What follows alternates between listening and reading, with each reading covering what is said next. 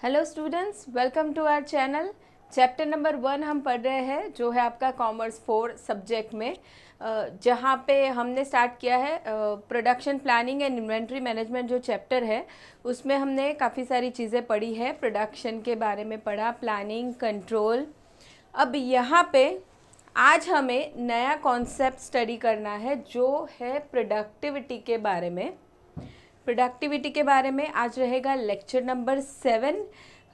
जितने भी already lectures हुए हैं, 6 लेक्चर्स, अगर आपने नहीं देखे हैं तो लिंक है उसका डिस्क्रिप्शन बॉक्स में, वहाँ से आप देख सकते हैं।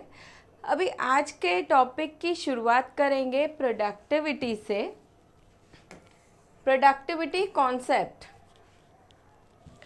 प्रोडक्टिविटी एंड दूसरा वर्ड होता है एक प्रोडक्शन। ठीक है, मोस्टली हम इन वर्ड्स को इंटरचेंज करके यूज़ कर सकते हैं, लेकिन इनका एक्चुअल मीनिंग अलग है। ऐसा हम प्रोडक्टिविटी की बात करें तो एकदम टोटली अलग कॉन्सेप्ट हो जाता है, और प्रोडक्शन की बात करें तो वहाँ पे हम क्वांटिटी देखने वाले हैं। ठीक है कि चलो कुछ भी, कोई भी चीज़ का प्रोडक्शन हो रहा है, बुक का प्रोडक्शन हुआ, पेन का हुआ, बॉटल का हुआ, जो भी प्रोडक्ट बन रहा है वो कितनी क्वांटिटी बनी तो हम कहेंगे कितना प्रोडक्शन हुआ।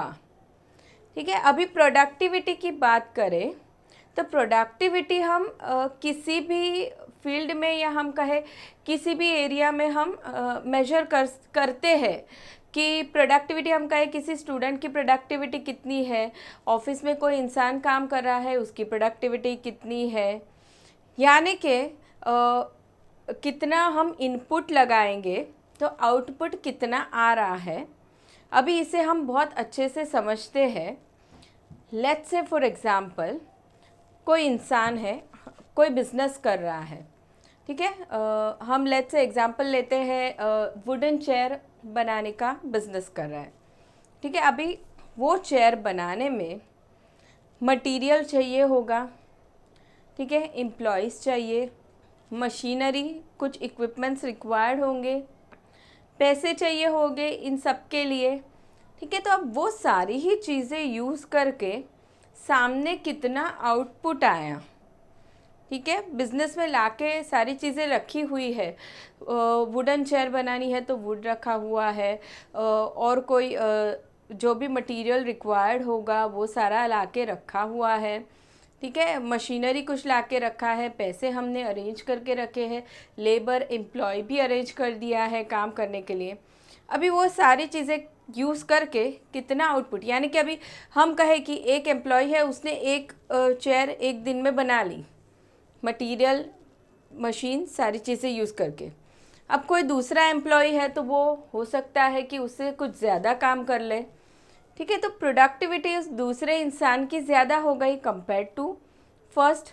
वैसे ही हम बिज़नेस की बात करें ओवरऑल, तो वो सारी चीज़ें यूज़ करके, सारा ही इनपुट यूज़ करके बिज़नेस कितना आउटपुट दे रहा है उसे हम कहेंगे प्रोडक्टिविटी। ठीक है, यानी कि हम रेशियो देखने वाले हैं प्रोडक्टिविटी में। Productivity is the ratio of output to input. जितना भी आउटपुट जनरेट हो रहा है उसके अगेंस्ट कितना इनपुट है, उससे हम मेजर कर सकते हैं कि प्रोडक्टिविटी कितनी है बिजनेस की। अब यहाँ पे कुछ कॉन्सेप्ट दिया है, डेफिनेशन दिया है। In the words of Peter Drucker, productivity means the balance between all factors of production that will give the greatest output for the smallest effort। अब कोई भी बिजनेस हो, वो क्या चाहेगा कि उसका जो इनपुट है वो कम से कम रहे और उसके अगेंस्ट जो आउटपुट है वो ज़्यादा मिले। ठीक है, अभी देखिए पीटर ड्रकर ने क्या कहा, प्रोडक्टिविटी का मतलब क्या है, balance between all factors of production. All factors of production यानी कि हमें लैंड चाहिए होगी, लेबर चाहिए होगा, ठीक है, मशीनरी चाहिए, etcetera. All factors of production that will give greatest output. ये सारी चीज़ें यूज़ करके ग्रेटेस्ट आउटपुट, मैक्सिमम प्रोडक्शन करना है, greatest output for the smallest effort, smallest effort लेने, यानी कि कॉस्ट हमारी कम से कम हो और हमें ज़्यादा से ज़्यादा आउटपुट मिले। ये सारे ही फैक्टर्स ऑफ प्रोडक्शन यूज़ करके उसे हम कहेंगे productivity. The productivity is the ratio of output to input, उसे हम कहेंगे productivity, ratio of output to input. Now it can be expressed as follows. यहाँ पे उन लोगों ने बताया है प्रोडक्टिविटी क्या है, आउटपुट डिवाइड बाय इनपुट, ठीक है। Now it is to be noted that productivity and production are not one and the same because productivity is a relative concept expressed as a ratio or percentage, whereas production denotes quantum of output। production का मतलब क्या होगा, quantum of output। हम यहाँ पे production में quantity देखने वाले हैं कि हमने कितना क्वांटिटी बनाया। जैसे चेयर बनाने का हमने एग्जांपल लिया तो 1 मंथ में कितनी चेयर बनी, 30 बनी या 45 बनी या कितनी बनी, एक एम्प्लॉय ने कितना बनाया, क्वांटम ऑफ आउटपुट। जबकि हम प्रोडक्टिविटी की बात करें तो productivity is relative concept expressed as a ratio और परसेंटेज, ठीक है, कि इनपुट के अगेंस्ट में आउटपुट कितना रहा, उससे डबल रहा, ठीक है, कितना, या उससे आधा हुआ, 50% कितना, उसे हम कहेंगे productivity. Now also increase in productivity is due to more efficient utilization of resources and reduction in wastages of resources, whereas increase in production is due to increase in input। जब हम प्रोडक्टिविटी की बात करने वाले हैं तो productivity कब बढ़ेगी, जब हम हमारे इनपुट को बहुत अच्छे से यूज़ करेंगे, यानी कि वेस्टेज बहुत कम करेंगे और उसका मैक्सिमम यूज़ करेंगे, तब जाके आउटपुट बढ़ेगा और प्रोडक्टिविटी रेशियो इंक्रीज़ होगा। और हम अगर यहाँ पे हम प्रोडक्शन की बात करें तो इंक्रीज़ इन इनपुट, जितना जितना हम इनपुट ज़्यादा लगाते जाएंगे उतना सामने क्वांटिटी ऑफ प्रोडक्ट बढ़ते जाएगा। जैसे हम कहें कि हमने रॉ मटेरियल ज़्यादा लाया या फिर एम्प्लॉयज़ को ज़्यादा अपॉइंट किया हमारे बिज़नेस में, मशीनरी जो रिक्वायर्ड है वो ज़्यादा लाया हमने, तो ऑफकोर्स सामने क्वांटिटी भी बढ़ने ही वाली है। तो that is production due to increase in inputs, ठीक है। चलिए अभी यहाँ पे हमने प्रोडक्टिविटी का कॉन्सेप्ट देखा।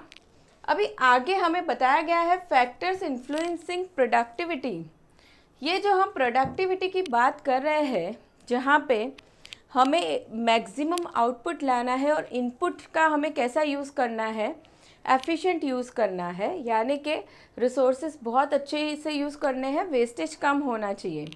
तो अब इन चीज़ों को कौन कौन से फैक्टर्स इन्फ्लुएंस करेंगे वो एक एक हम यहाँ पे डिटेल में स्टडी करेंगे।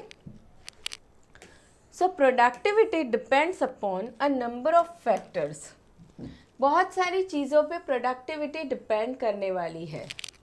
क्यों डिपेंड करेगी, क्योंकि काफ़ी सारे इनपुट भी है सामने, मशीनरी आ रहा है, रॉ मटेरियल है, लेबर काम कर रहे हैं, काफ़ी सारे इनपुट्स भी है।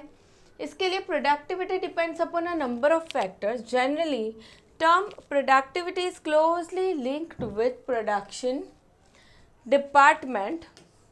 जब हम बिज़नेस की बात करें तो हम प्रोडक्टिविटी को सीधा कनेक्ट करते हैं प्रोडक्शन डिपार्टमेंट से। हम ऐसा कहते हैं कि बिज़नेस की प्रोडक्टिविटी कितनी वो हमें देखना है तो हम सीधा प्रोडक्शन डिपार्टमेंट के बारे में ही स्टडी करेंगे। लेकिन प्रोडक्टिविटी हम बाकी डिपार्टमेंट के बारे में भी देख सकते हैं कि फाइनेंस डिपार्टमेंट कितना अच्छे से काम कर रहा है, मार्केटिंग कितना अच्छे से काम कर रहा है, ठीक है, वो भी हम देख सकते हैं। Now, however, higher productivity can be achieved in all the functional areas of an organization such as production, marketing, finance and human resources। इन सारे ही एरियाज में हम प्रोडक्टिविटी मेजर कर सकते हैं। Now, the factors influencing productivity are explained as follows। अब कौन कौन से फैक्टर्स हैं वो हमें देखने हैं।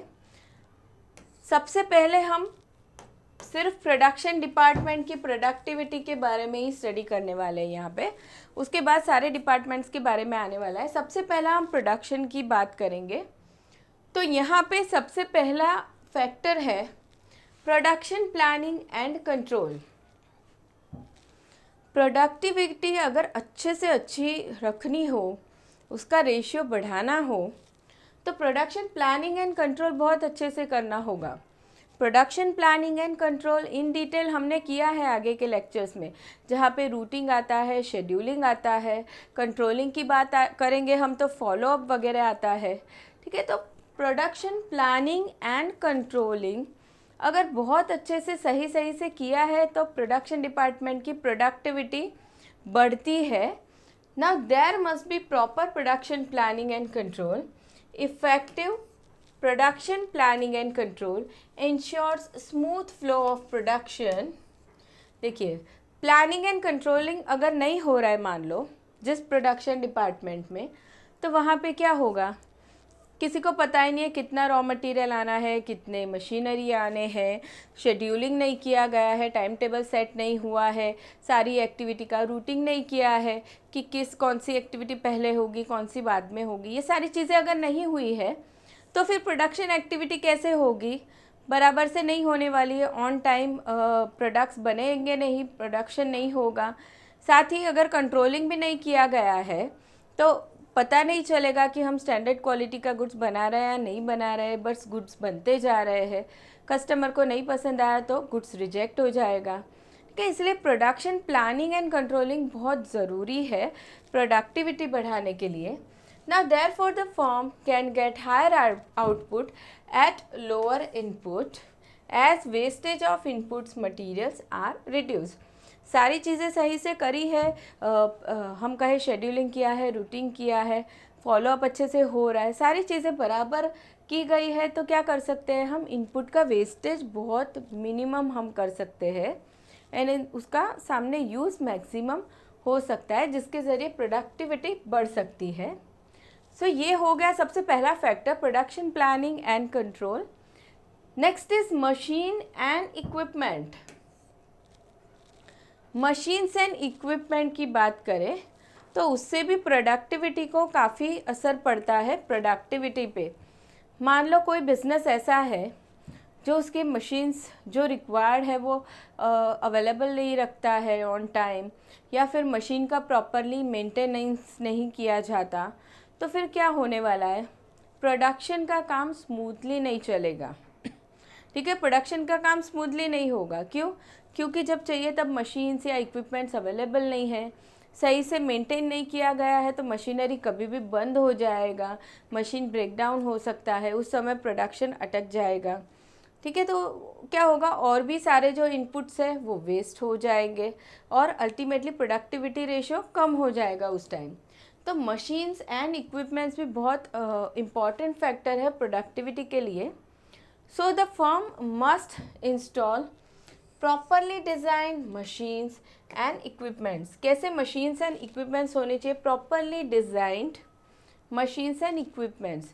जो हमारा बिजनेस है उसके रिलेटेड जैसे मशीनरी होने चाहिए, इक्विपमेंट होने चाहिए, वैसे ही इंस्टॉल होने चाहिए। Quality machine reduces maintenance cost as well as machine down time cost. Quality machine अगर है तो मेंटेनेंस कॉस्ट हमारी कम हो सकती है, मशीन डाउन टाइम भी कम हो सकता है। अगर हम कहें कि क्वालिटी मशीन हमने नहीं लाया है, ख़राब क्वालिटी का ला के रखा है, तो फिर सामने मेंटेनेंस का खर्चा उतना हमारा बढ़ जाएगा, मशीन डाउन टाइम भी बढ़ जाएगा, बार बार मशीनरी ख़राब हो जाएगा, बार बार रिपेयर करना पड़ेगा, उस समय प्रोडक्शन बंद हो जाएगा, टाइम वेस्ट होगा, अदर मटेरियल्स वेस्ट होंगे। ठीक है, now therefore the firm can produce higher output at lower input. अगर मशीन्स एंड इक्विपमेंट सही से अवेलेबल है, सही से मेंटेन किए हैं, तो फिर the firm can produce higher output at lower input. Now ये हो गया second factor. Next one is plant layout. Plant layout यानी कि हम जो भी प्रोडक्शन करने वाले हैं जिस प्लेस पे करने वाले हैं, जो हमारा बिजनेस प्लेस है जहाँ पे प्रोडक्शन होगा, तो उसका लेआउट कैसा है, वो किस तरीके से बनाया गया है, उस पर भी डिपेंड करता है कि प्रोडक्टिविटी कैसी रहेगी। मान लो हमने हमारा लेआउट ऐसा बनाया है कि जहाँ पे एम्प्लॉयज़ को बहुत ज़्यादा एक डिवीज़न से दूसरे डिवीज़न में जाना पड़ रहा है, उसकी वजह से क्या होगा, उनका टाइम वेस्ट हो रहा है, ऊपर से लेबर एम्प्लॉयज़ थक जाएंगे तो अच्छे से काम नहीं कर पाएंगे। तो वैसी सारी चीज़ें नहीं होनी चाहिए। लेआउट कैसा होना चाहिए प्लांट का, बहुत ही इफ़ेक्टिव, यानी कि कम समय में ज़्यादा काम हो सके वैसा होना चाहिए, कि रॉ मटेरियल चाहिए जब भी वो फटाफट से अवेलेबल हो जाए, वो एम्प्लॉयज़ रॉ मटेरियल ले सके जल्दी से, वैसा कुछ लेआउट अच्छे से बनाना चाहिए। Now the firm must adopt proper layout. Proper layout facilitates easy movement of people and material in the organisation. देखिए, जब भी प्रोडक्शन होना है, प्रोडक्शन का काम होगा, तो एक तो एम्प्लॉयज़ काम करने वाले हैं, मटीरियल्स यूज़ करके काम करेंगे, मशीनरी तो मोस्टली जहाँ पे सेट किया गया है वहीं पे सेट होगा। तो अब ये सारी चीज़ें सही से ऑर्गेनाइज होना बहुत ज़रूरी है कि भाई एम्प्लॉय को ज़्यादा मूवमेंट ना करनी पड़े, जो मटेरियल रिक्वायर्ड है वो उन्हें जल्दी से मिल जाए, वैसे उसका स्टोरेज किया जाए, तो इजी मूवमेंट हो सके वैसा लेआउट होना चाहिए। Effective layout ensures smooth flow of production which in turn ensures higher productivity. अगर सही से लेआउट बनाया गया है प्लांट का, तो फिर क्या होगा, इफ़ेक्टिवली काम हो सकता है एंड प्रोडक्टिविटी बढ़ सकती है। Now the next point is research and development. Research and development, कोई भी बिजनेस हो तो हमेशा रिसर्च एंड डेवलपमेंट कुछ ना कुछ करेगा ही, करने की हमेशा ट्राई करेगा, क्योंकि कोई भी बिजनेस सेम लेवल पे ऑपरेट नहीं होना चाहेगा, वो हमेशा ग्रो करना चाहता है। ठीक है, तो अब प्रोडक्टिविटी अगर बढ़ानी है तो रिसर्च एंड डेवलपमेंट करना बहुत ज़रूरी है। रिसर्च एंड डेवलपमेंट की वजह से हम हमारा कॉस्ट कम कर सकते हैं। कॉस्ट कैसे कम करेंगे, हम इनपुट का वेस्टेज हम कम करेंगे और उसका मैक्सिमम यूज़ कर सकते हैं। तो ये सारी चीज़ें कैसे हो सकती है, R&D के ज़रिए हो सकती है।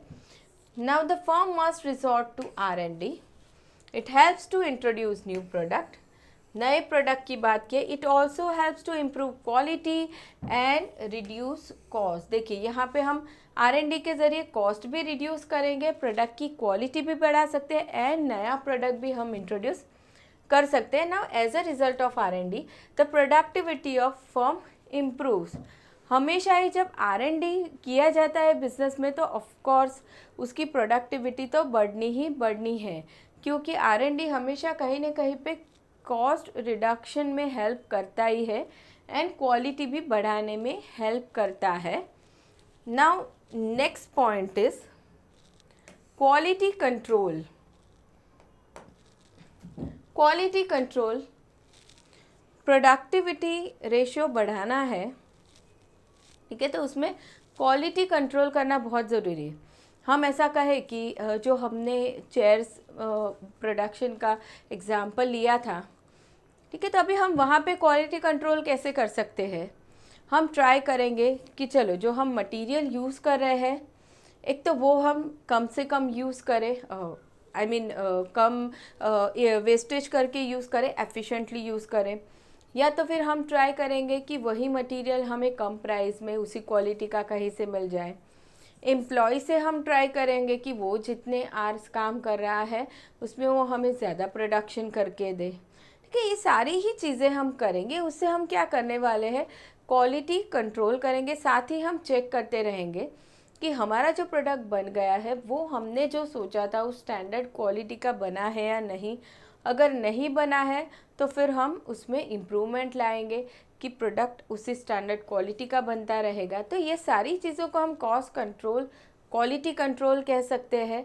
तो क्वालिटी कंट्रोल प्रोडक्टिविटी में बहुत बढ़ाने में बहुत ज़रूरी होता है ना। Productivity is influenced by quality control techniques.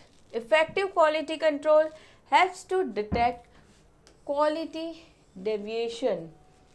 Quality deviation, deviation का मतलब डिफरेंस। हम क्वालिटी कंट्रोल कर रहे हैं, यानी कि हम देख रहे हैं हमारा प्रोडक्ट क्वालिटी बन रहा है या नहीं, तो उस समय हम क्या करेंगे, डिफरेंस देखेंगे कि क्या डिफरेंस है क्वालिटी प्रोडक्ट में और हमारा जो क्वालिटी प्रोडक्ट नहीं बना है उसमें। तो ढूंढेंगे हम, डिटेक्ट क्वालिटी डेविएशन एंड फिर उसे दूर करने की ट्राई करेंगे। Therefore timely corrective measures can be taken to maintain and improve quality. ये जो डिफेक्ट हमें पता चला है या डिविएशन हमें पता चला है जो हम स्टैंडर्ड क्वालिटी तक नहीं पहुंच पाए, तो उस डिविएशन को हम करेक्टिव मेजर्स या करेक्टिव स्टेप्स लेके दूर करने की ट्राई करेंगे। ठीक है, ये बात हो गई क्वालिटी कंट्रोल की। Now the next is quality circles. देखिए, क्वालिटी कंट्रोल अलग बात थी, अभी आ रहा है क्वालिटी सर्कल्स। अभी क्वालिटी सर्कल्स मतलब क्या, क्वालिटी सर्कल्स में कुछ बिजनेस के ही कुछ एम्प्लॉयज़ एक साथ आएंगे, ठीक है, और वो उस बिजनेस के प्रोडक्टिविटी रिलेटेड कुछ जो इश्यूज होंगे, प्रॉब्लम्स होगी, उसे दूर करने में हेल्प करेंगे, जिससे बिजनेस की प्रोडक्टिविटी बढ़ सके। उसे हम कहेंगे quality circles. Now firms that adopt quality circles generates higher productivity. Quality circles suggest measures to increase output and to reduce cost. अभी क्वालिटी सर्कल्स में जो भी एम्प्लॉयज़ है वो लोग क्या करेंगे, सजेस्ट करेंगे मेजर्स, यानी कि सोल्यूशन बताएंगे वो लोग, to increase output and to reduce cost. कैसे उन लोग सजेशन देंगे या सॉल्यूशन देंगे जिसकी वजह से आउटपुट इंक्रीज हो एंड कॉस्ट रिड्यूस हो, जिसकी वजह से प्रोडक्टिविटी बढ़ सके। Now timely implementation of quality circle suggestions helps to improve productivity.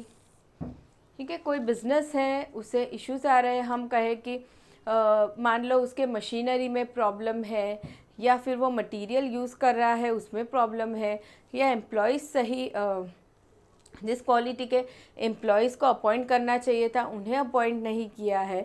सो जो भी इशू आ रहा है प्रोडक्टिविटी में, प्रॉब्लम आ रही है प्रोडक्शन में, तो उस प्रॉब्लम को सॉल्व करने के लिए क्वालिटी सर्कल्स हेल्प करेंगे, सजेशंस देंगे, जिसे इम्प्लीमेंट करके बिजनेस उसकी प्रॉब्लम को दूर कर सकता है।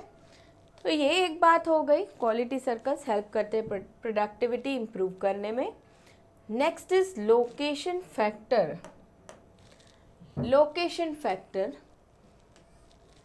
यानी कि the plant must be located at the right place considering certain factors. Plant यानी कि जहाँ पे प्रोडक्शन हो रहा है बिजनेस का, कहाँ पे वो लोकेट होना चाहिए, राइट प्लेस पे। अब ये राइट प्लेस मतलब क्या, ये राइट प्लेस हम अलग अलग कॉन्सेप्ट के ज़रिए सोच सकते हैं। जैसे हम कहें कि रॉ मटेरियल वहाँ से इजीली अवेलेबल हो पाना चाहिए उस प्लेस पे, या फिर हम कहें लेबर इजीली अवेलेबल होने चाहिए। अब ऐसी जगह पे प्लांट सेटअप नहीं करना है कि जहाँ पे रॉ मटेरियल तो अवेलेबल हो जाता है जल्दी से, लेकिन वहाँ पे कोई काम करने को आने के लिए रेडी नहीं है, ठीक है, तो फिर वो राइट प्लेस नहीं है। तो प्लांट ऐसी जगह पे होने चाहिए जो राइट प्लेस हो प्रोडक्शन के लिए, जहाँ पे रॉ मटेरियल अच्छे से इजीली अवेलेबल है, लेबर्स वहाँ पे काम करने के लिए आ रहे हैं, बाकी जो हम फैसिलिटीज़ कहे, इलेक्ट्रिसिटी हम कहे, वाटर कहे, वो सारी चीज़ें वहाँ पे अवेलेबल हो रही है अच्छे से, ट्रांसपोर्टेशन सही है, तो वो हम उसे राइट प्लेस कह सकते हैं। Now considering certain factors, for instance उन लोगों ने एग्जाम्पल दिया, if a plant is located at a place which is closer to the source of raw material and with good infrastructure facilities the overall productivity can improve. देखिए, उन लोगों ने कहा है मटेरियल अच्छे से अवेलेबल हो पा रहा है, एंड दूसरा इंफ्रास्ट्रक्चर फैसिलिटीज़ अच्छी है, रोड्स अच्छे हैं, ट्रांसपोर्टेशन अच्छा है, कम्युनिकेशन फैसिलिटीज़ सही है, तो फिर हम उसे राइट प्लेस कह सकते हैं जहाँ पे प्रोडक्टिविटी हमेशा ही बढ़ती है। तो ये बात हो गई लोकेशन की।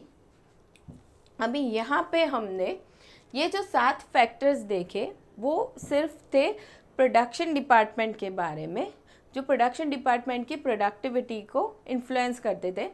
ना नेक्स्ट हमें देखना है productivity of finance department. Productivity of finance department, अभी ऐसा तो नहीं है खाली प्रोडक्टिविटी की बात करें तो हम सिर्फ प्रोडक्शन डिपार्टमेंट ही देखेंगे, ऐसा नहीं है। बाकी सारे डिपार्टमेंट के भी प्रोडक्टिविटी के बारे में सोचना ज़रूरी है, क्योंकि वहाँ पे भी तो इनपुट्स लगाए जाते हैं। फाइनेंस डिपार्टमेंट हो या मार्केटिंग हो या कोई भी अदर डिपार्टमेंट हो, वो भी काम कर रहे हैं तो वहाँ पे भी इनपुट तो जा रहा है, ठीक है। वहाँ पे भी पैसे लग रहे हैं, वहाँ पे भी एम्प्लॉयज़ अपॉइंट हो रहे हैं, तो वहाँ पे भी चेक करना ज़रूरी है कि इनपुट के अगेंस्ट में आउटपुट कितना आ रहा है, उनका भी प्रोडक्टिविटी रेशियो कितना है वो भी देखना ज़रूरी है। तो अब यहाँ पे productivity of finance department, the productivity और efficiency of finance department can be achieved through following ways. अभी इनकी प्रोडक्टिविटी इम्प्रूव करनी हो या अचीव करनी हो तो किन तरीके से कर सकते हैं finance department? Obtaining of the funds from the right source at lower cost, proper management of fix capital. देखिए सबसे पहला उन लोगों ने बोला obtaining fund from the right source eight lowest cost.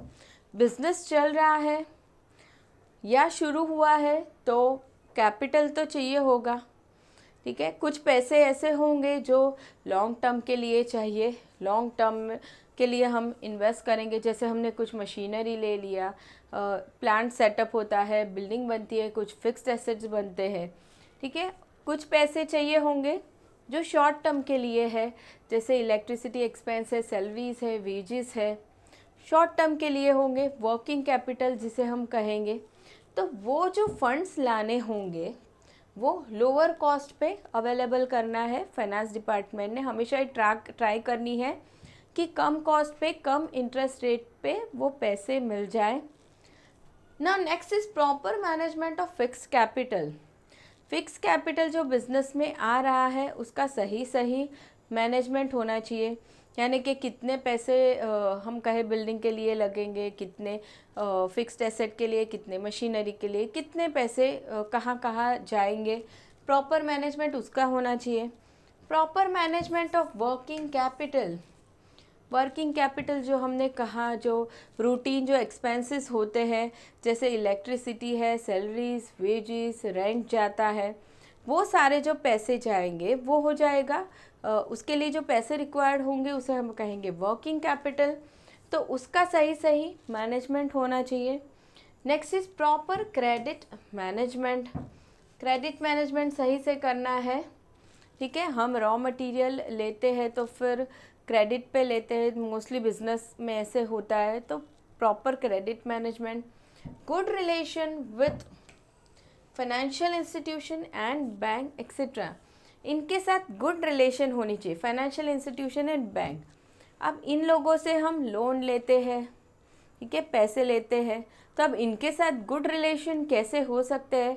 हम बराबर से इंस्टॉलमेंट पेमेंट कर दे, सही इंटरेस्ट पेमेंट कर दे, ठीक है। तो good relation with financial institutions and banks etcetera, ये सारी चीज़ें अगर सही है तो हम कह सकते हैं कि प्रोडक्टिविटी फाइनेंस डिपार्टमेंट की बहुत अच्छी है, प्रोडक्टिविटी रेशियो अच्छा है। नाउ नेक्स्ट इज, अभी हम बात करने वाले हैं human resource department. Human resource department, अभी बिजनेस में लोअर लेवल हो या मिडिल लेवल हो, हर जगह एम्प्लॉयज़ तो रिक्वायर्ड होंगे। विदाउट ह्यूमन रिसोर्स कोई भी बिजनेस चल ही नहीं पाएगा, छोटा हो कि मीडियम साइज़ हो कि बड़ा बिजनेस हो, एम्प्लॉयज़ तो चाहिए ही चाहिए, ठीक है। तो अभी इनकी प्रोडक्टिविटी की बात करते हैं, तो the human resource factors directly influence productivity of an organization. तो द पर्सनल फैक्टर इंक्लूड्स, कौन से फैक्टर्स इससे रिलेट करते हैं ह्यूमन रिसोर्स डिपार्टमेंट के प्रोडक्टिविटी से? तो scientific recruitment and selection of employees. Scientific recruitment and selection, यानी कि जब एम्प्लॉय को सिलेक्ट किया जा रहा है, अपॉइंट किया जा रहा है बिजनेस में, तो साइंटिफिकली यानी कि सही सही चीज़ें देख के उसकी क्वालिटी क्या है, कितना एजुकेशन है, एम्प्लॉय स्किल्ड है या नहीं है, वो सारी चीज़ें देख के उसे अपॉइंट करना चाहिए। दूसरा, अपॉइंट कर दिया, सिलेक्ट कर दिया, सही है। Proper placement of employees throughout the organization, employ की प्लेसमेंट सही सही होनी चाहिए। प्लेसमेंट यानी हम कहें कि कोई इंसान, हम कहें कि प्रोडक्शन में बहुत ज़्यादा अच्छा है, तो हम उसे मार्केटिंग का काम तो नहीं देंगे, वहाँ पे तो उसका प्लेसमेंट नहीं करेंगे। तो इंसान जिस काम करने के लिए एक्सपर्ट है उसे वही काम देना चाहिए हमें। मार्केटिंग डिपार्टमेंट में हम कहें कोई ऐसा पर्सन है जो बहुत अच्छे से किसी कस्टमर को कन्विंस कर सकता है, तो फिर हम उसे वही काम देंगे। सही सही प्लेसमेंट करना है एम्प्लॉयज़ का, proper placement. Next is provision of adequate training to the right people at the right time. अभी यहाँ पे ट्रेनिंग की बात की है, तो सबसे पहले जब एम्प्लॉय आता है बिजनेस में, जब रिक्रूट होता है, तब उसे एक तो ट्रेनिंग देना ज़रूरी है। जब ट्रेनिंग दी गई रहेगी तो उसे सारी चीज़ें पता हो जाएगी, सारी चीज़ों के बारे में वो जानता है, तो वो अच्छे से काम कर पाएगा।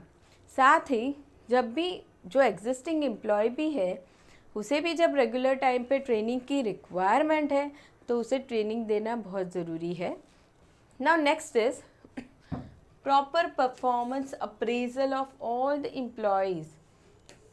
जितने भी एम्प्लॉयज़ काम कर रहे हैं बिजनेस में, कुछ कुछ समय पे उनका परफॉर्मेंस अप्रेजल करना बहुत ज़रूरी है। यानी कि उन्होंने जो काम किया, जो परफॉर्मेंस किया, वो कैसा किया है, अच्छा किया है या नहीं किया है, चेक करना, परफॉर्मेंस अप्रेजल करना बहुत ज़रूरी है। उसके बेसिस पे फिर उनको उसके अकॉर्डिंगली इंसेंटिव्स भी मिलते हैं ना। Proper promotion and transfer policies, promotion and transfer policies होनी चाहिए। प्रमोशन यानी एक लेवल और इंसान एम्प्लॉय को ऊपर की पोस्ट दी जाती है, प्रमोशन। ट्रांसफ़र पॉलिसीज़ होनी चाहिए। Effective compensation policies including incentives. Proper working environment, working environment अच्छा होना चाहिए, यानी कि इंसान जहाँ पे काम कर रहा है, जहाँ पे एम्प्लॉय काम कर रहा है, तो प्रॉपर वेंटिलेशन होना चाहिए, सही से लाइटिंग होनी चाहिए, उसे जो भी इक्विपमेंट्स चाहिए काम करने के लिए वो सही सही अवेलेबल होने चाहिए, वाटर फैसिलिटी अच्छी होनी चाहिए, वो सारी चीज़ें अच्छी होनी चाहिए। तो हम कहें वर्किंग एनवायरनमेंट अच्छा होना चाहिए, proper working environment, good working condition, working hours etcetera. सही सही इंटरवल पे प्रॉपर ब्रेक मिलने चाहिए, लंच ब्रेक हम कहेंगे, वो सारे ब्रेक्स अच्छे से मिलने चाहिए। ठीक है, तो ये सारी चीज़ें अगर सही सही हो तो प्रोडक्टिविटी बहुत बढ़ जाती है of human resource department. Now next is productivity of marketing department. अब मार्केटिंग डिपार्टमेंट की हम बात करें तो जो भी प्रोडक्शन हो रहा है बिजनेस में, उसका सही से मार्केटिंग होना भी तो ज़रूरी है। मार्केटिंग अच्छे से हुआ है तभी मार्केट में गुड्स सेल हो पाएगा ना। What is marketing? मार्केटिंग मतलब कस्टमर तक सही सही से इंफॉर्मेशन पहुंचनी चाहिए कि मार्केट में कौन सा गुड्स अवेलेबल है, किस प्राइस पे है। बिजनेसेस ये चीज़ करते हैं, खाली प्रोडक्शन करके तो नहीं बैठ जाएंगे, उनके गुड्स के बारे में वो कस्टमर तक इन्फॉर्मेशन तो पहुंचाते हैं कि भाई हमने क्या प्रोडक्ट बनाया है, क्या क्वालिटी का है, क्या प्राइस पे है, क्या डिस्काउंट्स है, क्या ऑफ़र्स है। इन सारी चीज़ों को हम कहेंगे मार्केटिंग करना। तो ये जो मार्केटिंग डिपार्टमेंट है उसकी प्रोडक्टिविटी के बारे में बात करें तो the marketing department is also responsible to generate higher productivity of the organization. The marketing factors influence the productivity level in all other functional areas.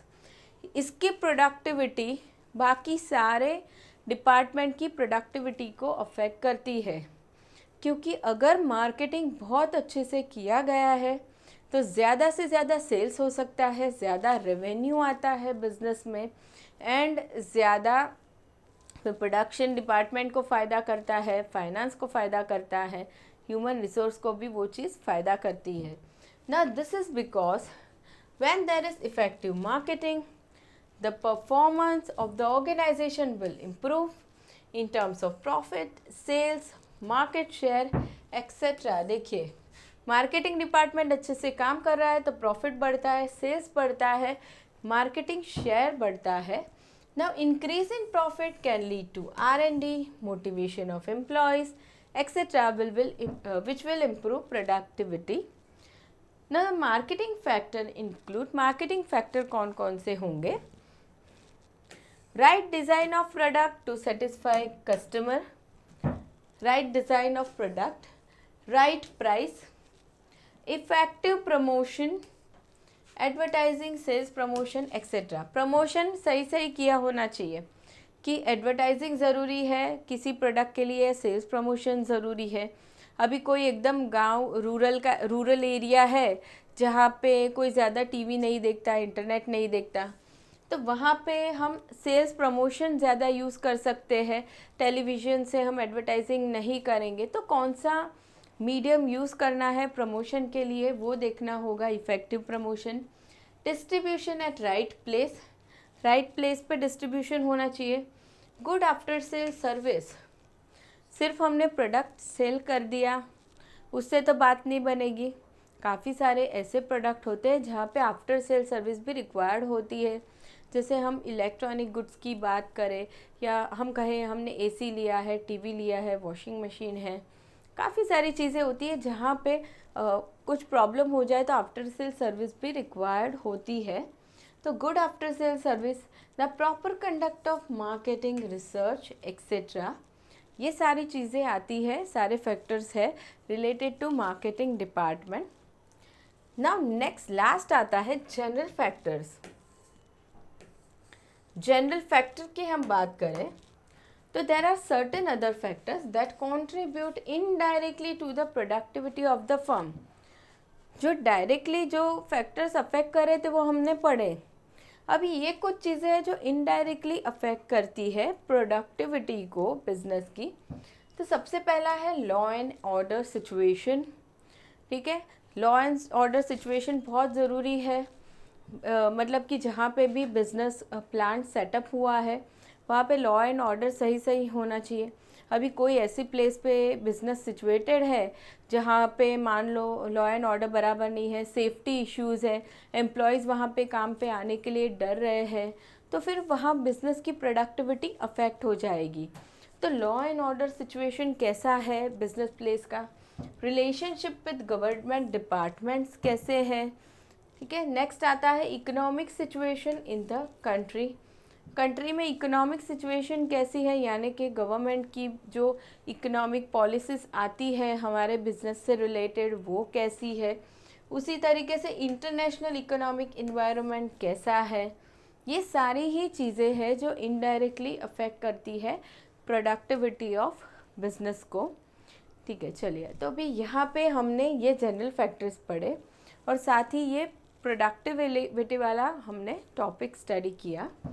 अभी आगे आने वाला है मेजर्स फॉर इम्प्रूविंग प्रोडक्टिविटी, जिसे हम पढ़ेंगे नेक्स्ट सेशन में. Productivity हमने स्टडी किया, तो अभी इसे बढ़ाने के लिए कौन कौन से हम स्टेप्स ले सकते हैं, मेजर्स ले सकते हैं, वो देखेंगे आगे के लेक्चर में. तो वीडियो पसंद आया हो तो लाइक ज़रूर करना स्टूडेंट्स. मिलेंगे नेक्स्ट लेक्चर में. Bye everyone.